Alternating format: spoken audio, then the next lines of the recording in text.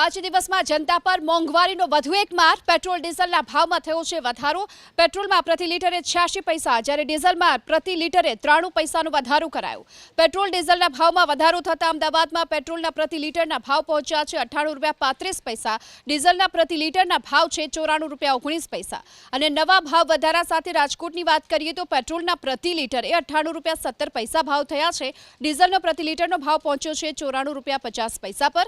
સુરતમાં પણ પેટ્રોલનો પ્રતિ લિટરનો ભાવ 98.26 આ સાથે ડીઝલનો પ્રતિ લિટરનો ભાવ છે 94.13 ફક્ત 5 દિવસમાં જ ફરી એકવાર પેટ્રોલ ડીઝલના ભાવમાં વધારો થતા વાહન ચાલકોમાં ભારે રોષ જોવા મળ્યો। વાહન ચાલકોનું કહેવું છે કે મોંઘવારી સામે દર મહિને કઈ બચત થાય તેવું લાગી નથી રહ્યું। જીવન જરૂરિયાતની તમામ ચીજવસ્તુઓના ભાવ વધારો થતા ઘર ચલાવવું પણ હવે મુશ્કેલ બની રહ્યું છે।